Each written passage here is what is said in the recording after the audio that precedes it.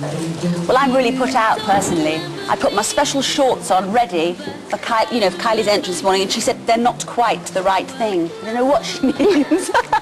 These lovely, tasteful shorts, and I mean, no, they don't quite look as good as yours. I have to mine say, are Kylie. pretty dull in comparison. No, tasteful, subtle, I'd say. Last time you were on Going Live, The Delinquents had just opened in the UK. Have you got any more movies planned? Well, I was in LA for a week, you know, meeting Hollywood producers and stuff like that. Do they know you over there? Yeah, they do. Not nearly as well as they do here, but so I had lots of meetings and offers and things, but it's just a matter of trying to find the right one. Anything that interested you that you... Yeah, a few things, but after my tour here, I'm going to start recording again, so it's a matter of finding the right one and the right time. And the time, yeah. exactly. Now, this tour schedule of yours is one of the most hectic I've ever seen. It's not so bad. I mean, some bands tour for 6 months or a year or whatever. Yes, but they have quite big gaps sometimes in between one gig and the next, but you're packing them all in, aren't you? Yeah, pretty much so. Tell me, how did you feel the very first night, the very first number, the very first gig in Oz? That was in Brisbane, wasn't it? Yeah, it was. I don't know, I wasn't that nervous. I was more nervous in my hometown in Melbourne. I was really nervous before that show. But in Brisbane, I had good nerves. I was really excited and so much kind of anxiety because you just want to get out and do it, you know. So I was glad when it started. Massive crowds, apparently, just massive. Yeah, it was 15,500 in Melbourne. But I had like all my friends and rallies and... It's really extraordinary, isn't it, that you could have I can imagine there being this huge crowd, but you'd be worried about one person, say your mum out there or something. And just in the back. You feel. And actually when I was performing, I saw some of my friends like on the side, and I tried to ignore them. How are the rehearsals going here? Good, really good. We start Tuesday night in Birmingham, so we've got 3 nights there, and then we're in London. You've got 14 gigs altogether, haven't you, here? Or have you added some extras? Because you've had to put on some more dates, haven't you? Yeah, we've added some more, and I'm also doing shows in Paris and Germany, Hong Kong and Belgium. How do you know when it's time to take a rest and just stop? Well, I used to know when I was on the floor, when it was too late, so now I try and judge just before that. I mean, if I'm getting really stressed and... You can recognise that in yourself, can you? Everyone around me can too. It's like, oh my God, Kylie's becoming a real... You know, I get a bit kind of... Not nasty, but, you know, just... A bit fraught. Yeah, just a bit fed up, and you need... I mean, it's best to have a break anyway because it's better for you and you can perform better. That's right, refresh yourself again. Holidays are wild, I love them. We know, because we're all going on our holidays next week, but Kylie's not. You've got a very, very busy time coming up ahead. You've got a busy morning as well because you'll be taking calls a little later on. Ring in and put your calls to Kylie on 01811 8055, and another exclusive on Going Live this morning. The latest single, Better the Devil You Know, is going to be seen and heard for the first time in this country, anywhere this morning. Anywhere, actually. Anywhere in the whole world. Yeah. We have a world exclusive. Thank you very much for being here this morning. I hope you enjoy yourself. Thank you. And we'll see you a bit later on. Yeah. Now, Philip, where's Kylie Minogue's brand new single, not released till April the 30th, Better the Devil You Know.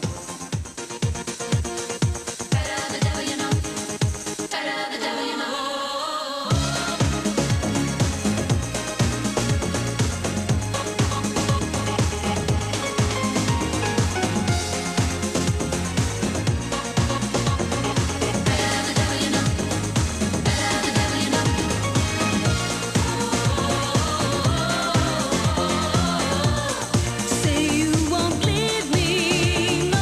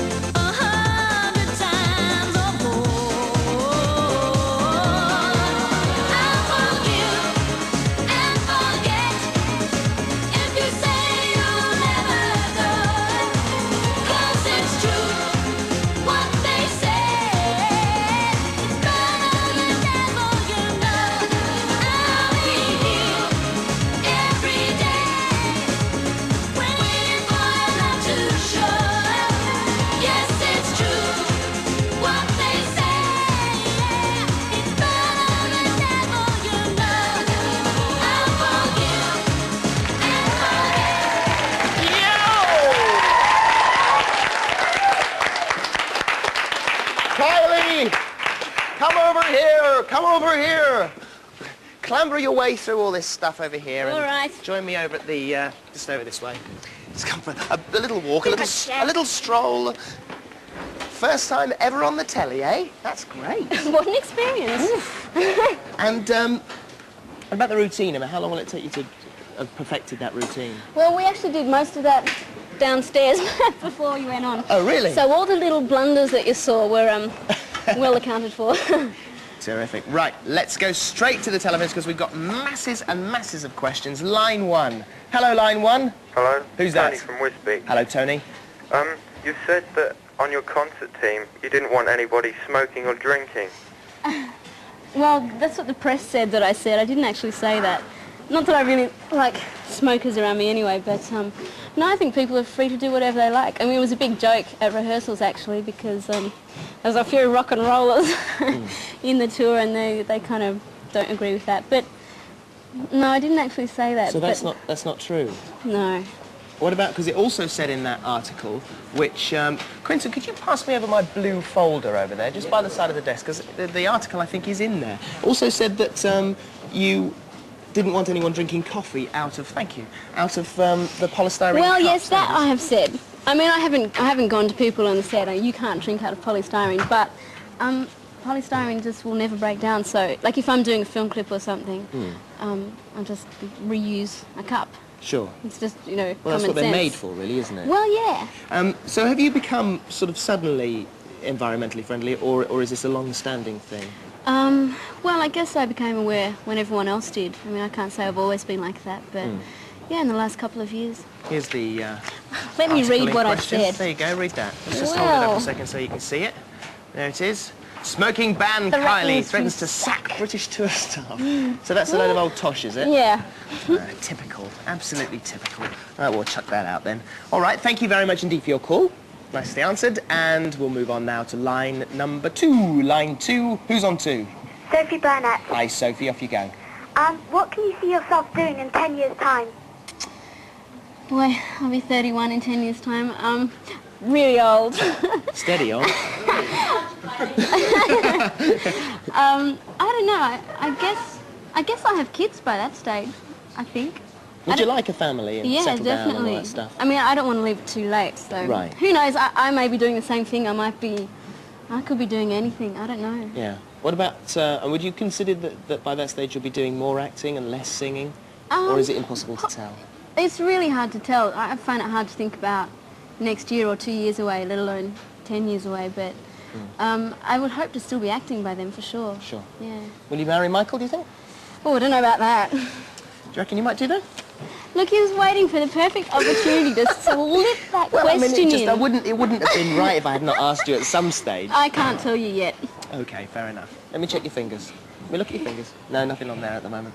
Right, okay. All right, Hayden, thank you very much for your call. Hayden, you're next. Do you think it's important to get it across to children not to smoke or drink?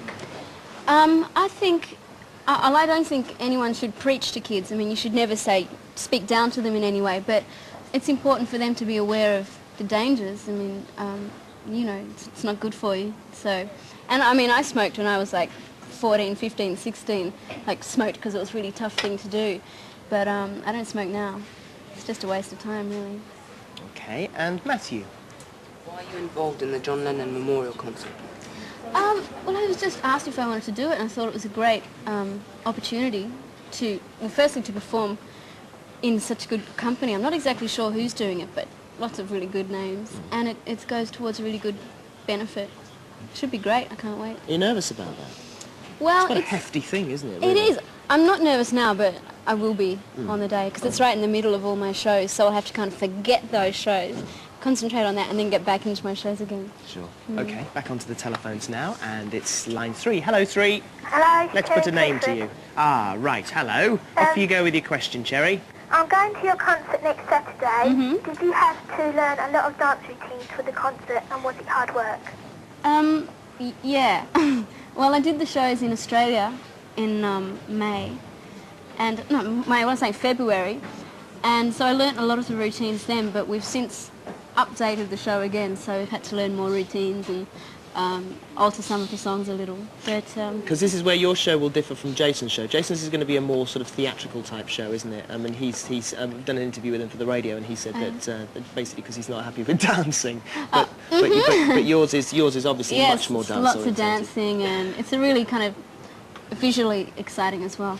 Do you have any input into that? I mean, do you spend hours and definitely. hours in rehearsal studios saying, well, I'd quite like it to look like this, or I'd like it to look like that? Well, I have a choreographer, and he is one of 4 dancers.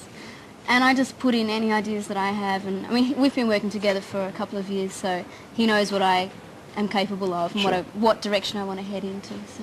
All right, thanks very much indeed for that call. And Sejal? Earlier you said you've been to Hollywood. What sort of role are you looking for in your next film?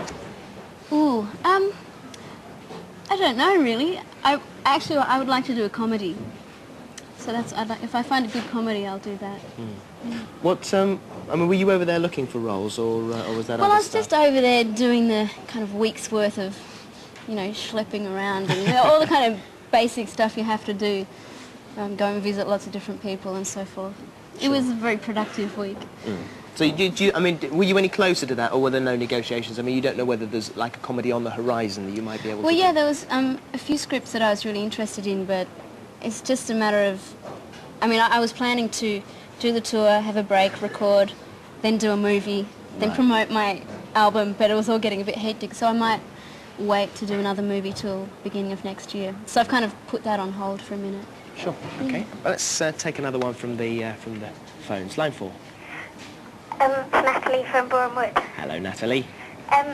Do you get cross when you see articles in newspapers and magazines about yourself that aren't true? Well, yes and no. I mean, I get a bit bored with it because it happens all the time. And the trouble is, if one paper writes something that's untrue, then 2 papers pick it up and 2 papers pick it up. So it ends up being, I mean, I'm denying things all the time.